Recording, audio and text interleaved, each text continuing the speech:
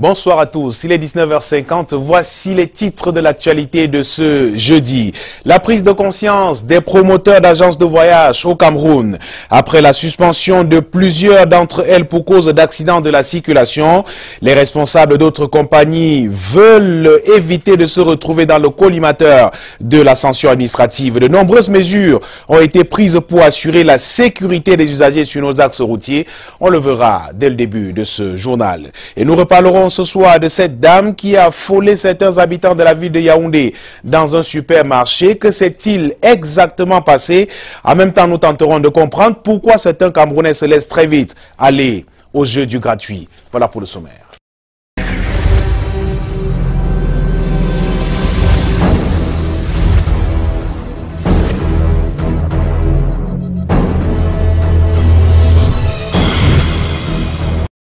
Bienvenue au 19h50. Ça bouge depuis quelques jours dans le secteur des agences de voyage au Cameroun. Avec les suspensions récentes de compagnies impliquées dans des accidents de la circulation par le ministre des Transports, de nombreux promoteurs d'agences prennent des mesures pour éviter de tomber également sous le coup d'une sanction administrative. Une prise de conscience qui est de nature à rassurer les usagers quant à leur sécurité, même si certains estiment qu'elle arrive de façon tardive. Junior Ossin et Stéphane Bina pour les détails. Les interdictions et limitations de circuler pour les véhicules et la suspension et retrait du permis de conduire pour les chauffeurs sont clairement énoncés dans un décret du président de la République signé le 30 juin 1986, modifiant et complétant les articles 33 et 47 du Code de la route. En général, le président, n'est-ce pas, à ce genre de décision, lorsque la sécurité en général n'est pas respectée. Et puis le fait, n'est-ce pas, de soumettre certains conducteurs à beaucoup de voyages qui peuvent jouer, n'est-ce pas, sur sa concentration. Le retrait du permis de conduire astreint son titulaire à subir un nouvel examen de permis de conduire. Ça, vous devez le savoir. Certaines agences de voyage, pour éviter de tomber sous le coup des articles 33 et 47 du décret numéro 79/341 portant code de la route, ont mis sur pied plusieurs mécanismes. Nous avons mis l'accent dans notre entreprise sur les services techniques. Notre flotte a été renouvelée à plus de 90%. Et avant chaque voyage, nous avons un mécanicien sur place à l'agence comme celui qui est présent là, qui contrôle le véhicule. Avant que nous mettions le véhicule sur nous. Et à l'heure où je vous parle, nous avons un nouveau bus qui arrive et qui est actuellement à la visite technique. Le deuxième point, très important aussi, c'est le repos de chauffeur. Le chauffeur doit absolument se reposer. Donc, nous assurons qu'un chauffeur, avant de prendre le volant, avant de s'asseoir au volant et conduire les passagers, et en état de le faire, qu'il est bien reposé. Au cœur de ces moyens de prévention, l'outil numérique est de plus en plus sollicité. Même les vitesses sont codées, ce qui nous permet qu'à chaque fois que le chauffeur porte un passager qui n'est pas assis, aussitôt les chefs d'agence sont informés parce que l'image nous est transmise. Quand le chauffeur dépasse la vitesse autorisée, aussitôt nous sommes informés grâce au numérique. Et une fois qu'il arrive, parce que nous n'appelons pas le chauffeur pendant le voyage, une fois qu'il arrive, le chef d'agence de l'agence qui le reçoit l'interpelle, l'interroge, il est mis en garde et si possible sanctionné. Mais au-delà de ces mécanismes techniques, la responsabilité du passager n'est pas à négliger. Car selon les autorités chargées de la sécurité routière, le passager a le droit de dénoncer un véhicule en mauvais état, un chauffeur en état d'ivresse et peut, en cas échéant, saisir les forces de maintien de l'ordre, police et gendarmes, entre autres. Et en parlant de ces agences de voyage, dans quelques jours, dans quelques semaines seulement, de nombreux enfants élèves devront les emprunter pour retourner chez eux pour le début de l'école. Et nous sommes justement à un mois de la rentrée scolaire et c'est le moment pour certains parents de chercher un nouvel établissement pour leur progéniture. Un nouvel établissement pour leur progéniture, justement. Les critères de choix varient d'un parent à un autre entre renommée de l'établissement, prix de la scolarité et proximité avec la maison. Les parents sont partagés depuis quelque temps. C'est ce que nous confirment nos reporters Aimé Catherine Moukouri et Armand Pagna. Si pour l'instant c'est le calme plat dans les établissements, chez les parents, ça cogite quant au choix de l'établissement pour la rentrée à venir. À chacun ses critères. Monsieur Emmanuel Nga a jeté son dévolu sur un lycée près de chez lui. Je dirais premièrement la distance qui me relie de l'établissement et mon lieu de résidence. Deuxièmement, la renommée de l'établissement en matière de discipline. Parce que je n'aimerais pas mettre mon enfant dans un établissement où à tout moment on parle de délinquants. D'autres parents basent leur choix sur les expériences des proches. Mes aînés, n'est-ce pas, ont eu à inscrire leurs enfants dans cet établissement. Donc j'ai eu le choix. Bon, à cela, donc, j'ai vu comment ils ont multiplié des réussites dans cet établissement. Raison pour laquelle moi aussi, j'ai décidé d'introduire les miens là-bas. Certains parents préfèrent décliner la responsabilité du choix de l'école à leur progéniture. Il a la responsabilité du choix parce que quand tu choisis pour un enfant, même un métier, donc quand il va dans le secondaire, tu choisis un métier, l'enfant te dit que ce n'est pas ça qu'il veut. Le facteur coût est par ailleurs très important pour d'autres. Il y a la sécurité, surtout que mon enfant soit à l'aise, que ça soit même dans l'eau. Parce que peut-être il n'a pas de maux de tête quand il rentre de l'école et qu'il paie la pension sans bégayer. Là, mon enfant doit fréquenter. Justement, en préparation de la rentrée scolaire, de nombreux parents sont à la quête de crédits dans les banques ou autres tontines pour s'acquitter de tous les frais qu'engage la scolarité. Restons en éducation et intéressons-nous ce soir au concours d'entrée dans les grandes écoles camerounaises pour constater que la tendance est à la baisse. Selon une enquête des jeunes, ça donne de moins en moins à ces concours de prestigieuses écoles camerounaises face à de nombreux fléaux observés et enregistrés lors de ces examens tels les parrainages, corruption, favoritisme, tribalisme et bien d'autres. Beaucoup ont fini par se résigner. Cependant, les centres de préparation qui existaient pour plusieurs de façon illégale se vident au fil des années au grand désarroi des promoteurs. Charles Robert Itok et Harry Chinda ont mené l'enquête. N7, Enam, Eric, Emia, des sigles qui tonnent et qui reflètent de prestigieuses écoles dans le supérieur. Nous sommes au carrefour Ange-Raphaël. Les préparatifs au concours de grandes écoles battent leur plein, des fascicules à n'en plus finir. Pourtant, on les compte, les candidats qui s'y intéressent. Plus le temps passe, plus les jeunes s'intéressent au concours, vu la situation du Cameroun, parce que plusieurs jeunes disent que tout est magot ici dehors. Quand tu veux faire un concours, il faut avoir un parrain et tout et consort. C'est ça qui encourage pas les jeunes à se présenter aux différents concours. Un découragement qui se reflète même dans les centres de préparation au concours d'entrée dans les grandes écoles. Ici, à l'univers des concours, seuls 2 candidats au concours de l'ENAM sont présents. Pourtant, les années précédentes, on les comptait par dizaines. C'est un peu difficile. Au fur et à mesure que le temps passe, les jeunes s'intéressent très peu aux différents concours. Présentement, j'ai lancé le concours de l'insecte et j'ai 2 personnes. Malgré les dispositifs présents et les emplois de temps bien établis, les potentiels candidats se font rares au désarroi des promoteurs des centres de préparation aux différents concours dans les grandes écoles. Pour certains, c'est d'abord l'échec. L'échec au niveau des résultats. Les résultats ne sont pas toujours favorables. Et l'effet de corruption qu'on dit partout, on pense que dans les différents concours, c'est un peu trop difficile. Il faut forcément avoir ta personne quelque part pour pouvoir réussir. C'est ça. Ce n'est pas pour autant que les jeunes doivent se décourager et se démobiliser, car, sait-on jamais, les choses peuvent aller dans le bon sens et on peut être là à ce rendez-vous avec la méritocratie. Repartons à Yaoundé pour tenter de comprendre ce qui s'est exactement passé hier après-midi au supermarché Dof dans la capitale camerounaise. Et je vous pose la question à Alain Kanga, pourquoi certains Camerounais s'adonnent de plus en plus à ce jeu du gratuit? Bonsoir.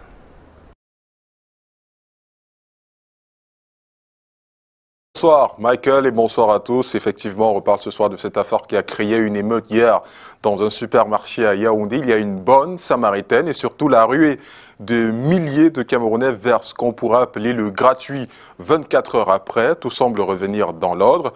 Brand Kamga et André Maridia sont descendus sur le terrain pour mieux comprendre ce phénomène social. Reportage.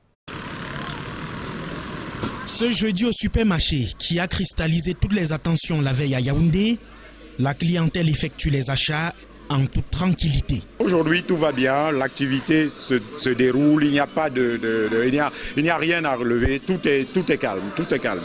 La veille mercredi, Dame Nadine Zié a soldé les factures de plusieurs clients suite à une psychose délirante aiguë.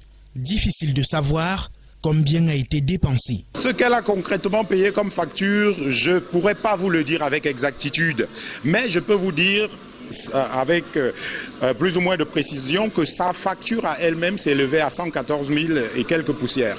Peu avant midi, elle est exfiltrée à l'insu de tous par les éléments de la gendarmerie nationale. Curiosité, la foule a passé toute la journée au carrefour Mobile et Sauce dans l'espoir d'obtenir la manne. Question à un expert des questions sociales, comment comprendre le phénomène? Cela ne s'explique pas l'appât du gain facile.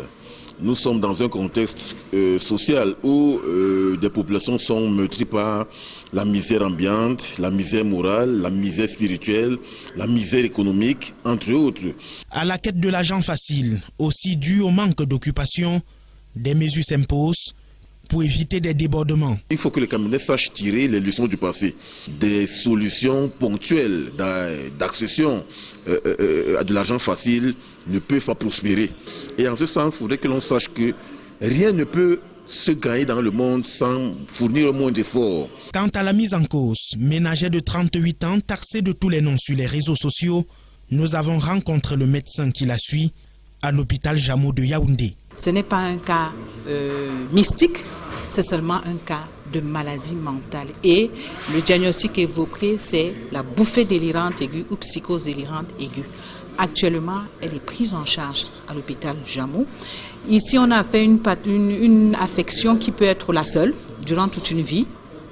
Et généralement, le pronostic est très bon parce que avec la prise de médicaments, de psychotropes, dans les 48-72 heures, généralement, tout rentre dans l'ordre.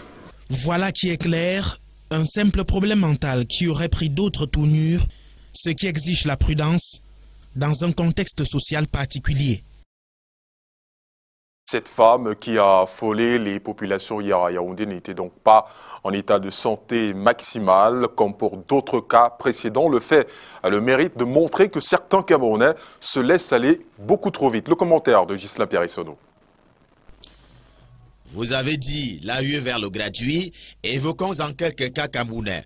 Et je commence par la capsule gagnante, pardon pour les consommateurs de boissons alcoolisées, qui changeaient permanemment leur goût à la poursuite de la bière gagnante. Ce cas permanent n'éclipse pas le cas de la catastrophe d'Ensam il y a une vingtaine d'années et qui consacra une ruée vers le pétrole gratuit. Je ne dirais pas autant de l'apparition de la Vierge Marie, c'est spirituel. Par contre, le phénomène Mida est encore frais dans notre esprit. Et le tableau est loin d'avoir fait le plein, un tableau qui questionne la vie collective camerounaise. Hier, en effet, c'est une folle qui a affolé les populations pour dire les choses comme chez nous.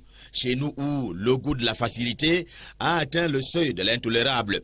Je veux comprendre que la conjoncture donne à voir que le pouvoir d'achat des Camerounais n'est pas celui des Sud-Africains ou des Américains, mais en réalité, tout est dans la tête de ceux qui croient au discours impossible, rendant hélas la société camerounaise sans âme, sans conviction, pour bien marquer qu'ils ignorent les repères qu'une vie de jeu et de rigueur impose.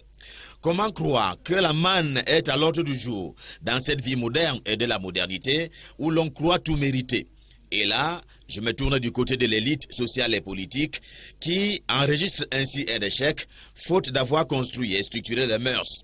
Ailleurs, l'on construit justement la résistance par l'idéologie, celle de valeurs pour que la société soit adossée à quelque chose de solide et de durable. Je crains que les populations soient sans direction au nom des ventres vides, au lieu d'une masse critique individuelle et collective dont a besoin l'âme du Cameroun.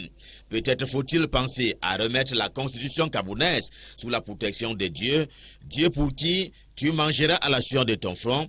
Il n'avait donc pas prévu la ruée vers le facile.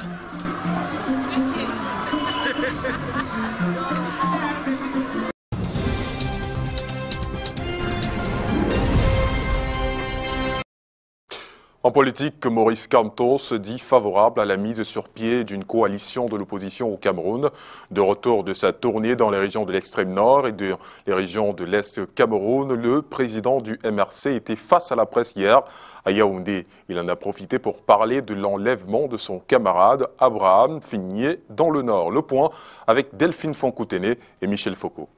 Venu à notre rendez-vous et n'a donné aucune suite. Après avoir tendu la main en vain à plusieurs leaders des partis politiques d'opposition, autres ceux du G20, Maurice Kamto dit être ouvert à la formation d'une coalition gagnante.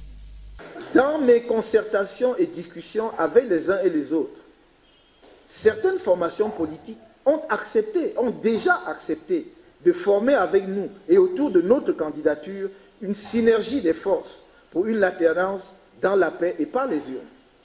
Après la publication par Eleka des candidatures retenues pour la prochaine élection présidentielle, nous rendrons publique la liste des formations politiques qui ont accepté d'entrer dans une coalition avec nous pour la prochaine élection.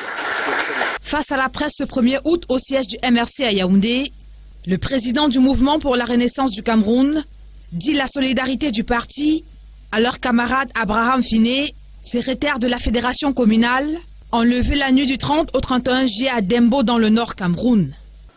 Notre parti et moi-même exprimons notre totale solidarité à l'égard de la victime et notre profonde compassion à l'endroit de sa famille si éprouvée, aux côtés de laquelle nous nous tenons.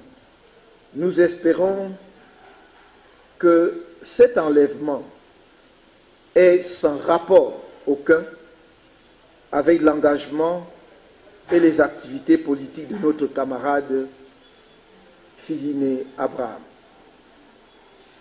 Nous demandons aux forces de sécurité et de maintien de l'ordre, d'une part, de tout mettre en œuvre rapidement pour retrouver M. Finié Abraham et le ramener sain et sauf à sa famille. Le candidat du MRC à la présidentielle fustige la création des bureaux de vote dans les casernes militaires, brigades de gendarmerie et voire la présidence des lieux non ouverts au public. Certaines sources affirment qu'il y aurait quelques 2000 bureaux de vote de ce type sur l'ensemble du territoire national. Ce qui signifierait que le candidat du RDPC à la prochaine élection présidentielle, sentant venir sa défaite, essaye de s'adjuger d'office 1 million de voix par rapport à ses concurrents. Maurice Kamto saisit également l'occasion de cette rencontre avec les hommes de médias pour faire le point de sa tournée politique dans le Septentrion, une tournée qui lui a permis de constater que les populations de ces parties du pays souffrent du manque d'eau potable, de routes, de structures sanitaires et écoles, entre autres.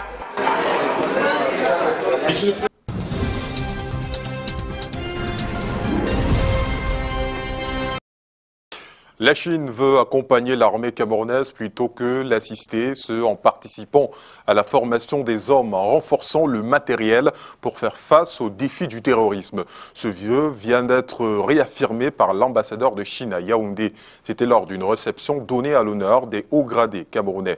Rodrigue Tongué, Serge Alain Zébou. Dans les jardins de l'ambassade de Chine à Yaoundé, des responsables de premier plan du dispositif de défense camerounais, avec à leur tête le ministre délégué à la présidence chargé de la défense, Joseph Beti Assomo, répondant à l'invitation de l'ambassadeur de Chine au Cameroun. Wang Yingguo célèbre avec ses invités de marque et autres diplomates accrédités à Yaoundé le 91e anniversaire de la fondation de l'armée populaire de libération de Chine.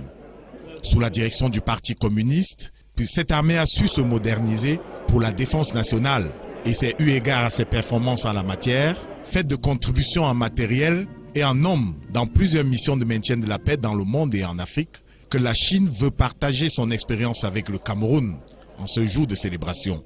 Au-delà, la Chine a opté pour l'accompagnement de l'armée camerounaise plutôt que l'intervention. C'est ainsi que Yaoundé a sa part dans les 100 millions de dollars promis par le président Xi Jinping pour le développement des armées africaines. Afin de soutenir la construction de la force permanente africaine et des capacités africaines de réaction rapide aux crises. La mise en œuvre de cette aide s'avance dans d'heureuses conditions. Le premier lot de matériel est déjà arrivé à Douala. L'ambassadeur de Chine a également rappelé ce 31 juillet l'importance du Cameroun dans le dispositif diplomatique de son pays. Une des preuves, l'Empire du Milieu est devenu en un temps record le premier partenaire économique du Cameroun.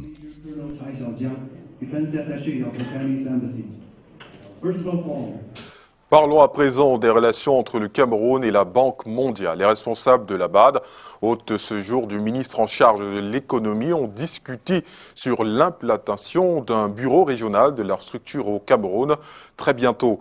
Alamine Ousmane May et ses invités ont également passé en revue le portefeuille des projets Delphine Fonkoutené et Hubert Noutier. Le bureau régional de la Banque africaine de développement, bientôt transféré à Yaoundé. C'est l'un des points à l'ordre du jour de l'audience accordée ce 2 août par le ministre de l'économie, de la planification et de l'aménagement du territoire à la délégation de la Banque africaine de développement. Dans les prochains mois à venir, avec le transfert, avec ce programme de travail qui est déjà très robuste, le Cameroun devait pouvoir renforcer ou multiplier ses opérations avec la Banque africaine de développement pour le bien des populations camerounaises. C'est un honneur qui vient confirmer la volonté politique du chef de l'État, la diplomatie camerounaise et l'intérêt d'une institution comme la Banque africaine de développement de placer son centre d'opération pour l'Afrique centrale ici à Yaoundé. Occasion pour Alamine Ousmane May et la délégation conduite par Ousmane Doré de passer en revue le portefeuille des projets, lequel comporte 23 opérations pour un montant de près de 875 milliards de francs CFA.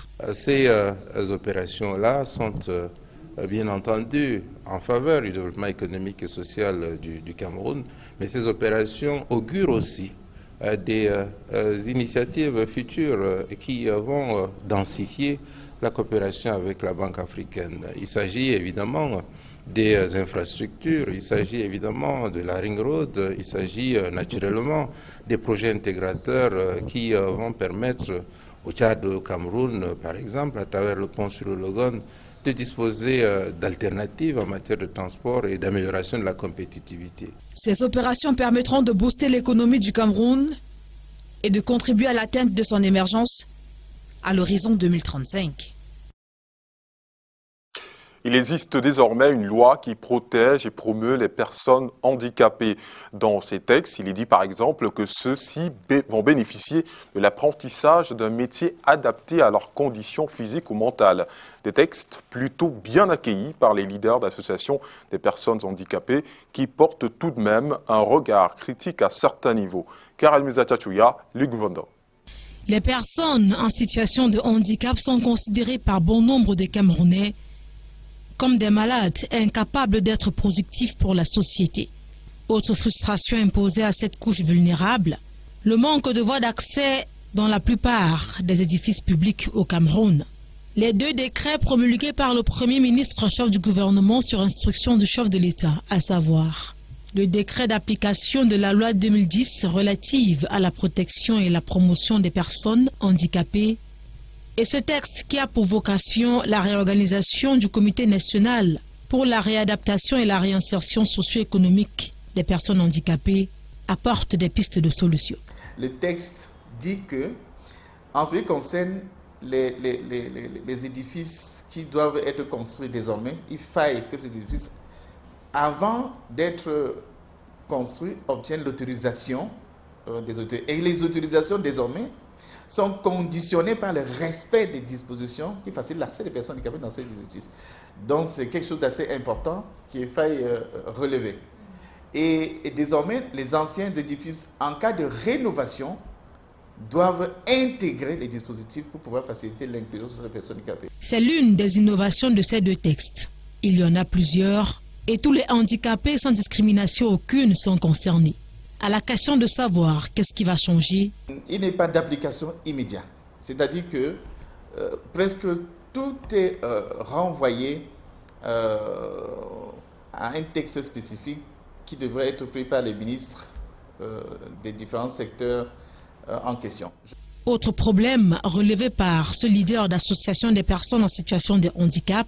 Il y a une disposition d'ailleurs dedans qui dit qu'il faudrait que vous soyez dans un état de santé assez vraiment précaire. Seules les dispositions liées à la participation aux échéances politiques sont immédiates. Le législateur ici s'est adressé, on dirait directement, sans le nommer directement à l'ECA, pour que les dispositions soient prises pour la meilleure participation des personnes handicapées au processus électoral. Pour Joseph Poigam, les pouvoirs publics devraient appuyer sur l'accélérateur dans les procédures administratives pour plus d'efficacité en ce qui concerne l'implémentation de ces textes. Foot prochain, le Cameroun va se joindre à la communauté internationale pour célébrer la 24e édition de la journée des populations autochtones. Sur le plan national, les activités ont débuté ce jour à Yaoundé. Le ministre des Affaires sociales, qui a présidé la cérémonie de lancement, a passé en revue les actions menées pour améliorer leurs conditions de vie et identifier certains manquements. Karel Mezatatoya et Ling Vendon ont choisi de nous présenter les difficultés que les autochtones rencontrent au quotidien. Voici leur reportage. Voici à quoi ressemble la vie au sein des communautés Mbororo. Ces éleveurs nomades, qu'on retrouve majoritairement dans les parties septentrionales et méridionales du Cameroun, sont en quête permanente d'espace pour le pâturage de leur bétail. Mais à cause des changements climatiques et de l'insécurité, ce n'est pas facile tous les jours. Il y a des gens qui ont le bétail en brousse, ils ne peuvent pas aller là-bas à cause du problème de l'insécurité. Un autre problème que nous avons, c'est le problème des actes de naissance pour les enfants de Mbororo. Ce sont pratiquement les mêmes difficultés que rencontrent les autres peuples autochtones, notamment les Baka, les Bakola ou Bageli et les Badzeng. Dans la forêt, nous étions bien, mais à partir du moment où on nous avait enlevé de la forêt pour venir habiter en bordure de la route, donc maintenant on rencontre beaucoup de difficultés. À chaque moment où on a les petits conflits avec eux, donc on nous chasse. Fort de ce constat, les pouvoirs publics et leurs partenaires ont mis en œuvre des programmes pour protéger leurs droits et faciliter leur intégration dans la société. Ce qu'il y a comme programme et projet financé aussi bien par le budget de l'État que par les ressources qui nous viennent des partenaires techniques et financiers peut se chiffrer en termes de milliards. Sur les 5 dernières années, on est à plus de 2 milliards d'investissements concernant uniquement les peuples autochtones. Le problème qui se pose actuellement est celui de savoir s'il y a une efficacité dans ces actions. Le sujet était au centre de la 5e session du comité interministériel de suivi des programmes et projets impliquant les populations autochtones tenue ce 2 août à Yaoundé. Réflexion qui s'inscrit dans le cadre des activités marquant la célébration de la journée internationale, à eux consacrée, rendue à sa 11e édition au Cameroun. Un accent particulier est mis sur leur participation à la vie politique. La participation des populations autochtones à la vie politique constitue à la fois une exigence démocratique, une affirmation de la citoyenneté et une arme de choix dans la lutte contre la stigmatisation et la discrimination à l'égard de cette communauté. Des citoyens qui seront célébrés le 9 août prochain à Niambakar, dans le département de l'Ambina, région de l'Adamawa. Et la suite de ce journal, c'est en sport avec le billard qui reprend du service. Et on en parle avec vous, Michael Tipio. Bonsoir. Bonsoir Alain. Après une longue période d'hibernation, effectivement, le billard camerounais reprend du service, vous l'avez dit, ce samedi. Initiative de la sous-commission de l'organisation des compétitions qui a décidé de mettre un terme à cette trêve qui n'avait que trop duré. Plus de détails avec Alex Lembe. Après 3 années d'hibernation, le billard camerounais sort enfin de ses fonds baptismaux. Depuis le décès du défunt président de la fédération Didier Vengevina, Aucun championnat national n'a plus eu droit de citer. Las de cette situation défaitiste, la sous-commission d'organisation des compétitions de la dite fédération a enfin décidé de rompre le silence en organisant dès samedi 4 août prochain un championnat national de billard constitué de 7 équipes, soit 3 à Yaoundé et 4 à Douala. Ce tournoi qui se jouera à Bonamoussadi à Douala et au Lezoa à Yaoundé durera 12 semaines et naturellement se jouera en aller-retour. Pour la Coupe du Cameroun, celle-ci se jouera en individuel en 2 journées après avoir extirpé du championnat national les meilleurs joueurs. Et tout ceci selon les moyens du comité d'organisation qui en souffre énormément. Pour le moment, on sort de nos poches, donc les moyens, on n'en a vraiment pas. Donc on attend on a essayé avec les sponsoring, les mécénats, on attend le résultat. Parce que ce soit le sponsor ou le mécène, il veut voir de l'activité. Donc on attend beaucoup de choses de ce championnat. S'agissant des attentes et des objectifs, ils sont nombreux. La principale attente, qui est même l'objectif de cette saison sportive, c'est l'encadrement des jeunes. Parce qu'à l'époque, il n'y avait pas beaucoup de personnes qui jouaient au billard. Aujourd'hui, il y en a tellement. Donc c'est trouver les ressources, trouver les entités pour pouvoir encadrer toute cette jeunesse qui se mue derrière le billard. Reste plus qu'à pérenniser cette